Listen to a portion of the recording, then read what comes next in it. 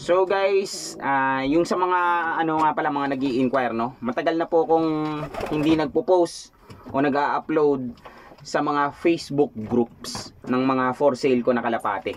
Dito sa page, yes, meron akong promo tsaka mga for sale na ibon, pero ngayon hindi na ako nagre-reply sa mga inquiries, no.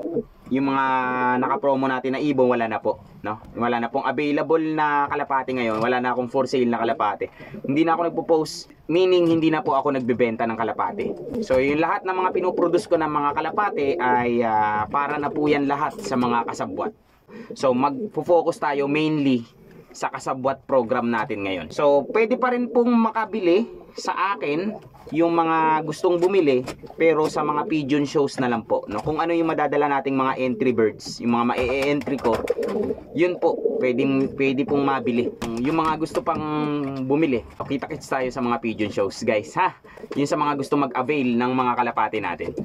Pero hindi po yan bad news, guys, no? Dahil yung mga kalapati ko ay hindi naman matataas yung quality ng mga kalapati ko. So maaari pa rin po kayong makabili sa mga Facebook groups. Subukan nyo pong sumali sa mga Facebook groups at mag-inquire naman kayo sa ibang mga fanciers. So depende doon kung ano yung hanap ninyo, ano yung pasok sa budget, kung trip nyo yung mataas ang quality or kung trip nyo yung affordable. Meron po yan lahat sa mga Facebook groups.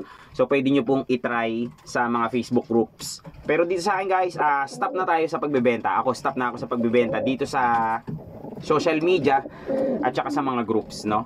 So sa pigeon shows na lang po, ulitin ko po, guys, no? Sa pigeon shows na lang po tayo pwedeng maka-avail ng kalapate na manggagaling sa akin, no? Yung mga kalapate ko lang naman. Yung kalapate ng ibang mga fanciers, pwede nyo itry sila sa mga Facebook groups. Sali lang kayo, no? Wala namang bayad sumali sa mga Facebook groups at saka wala ring bayad mag-inquire sa ibang mga fanciers, no? So yung sa akin lang, para na lahat to sa sa mga kasabwat.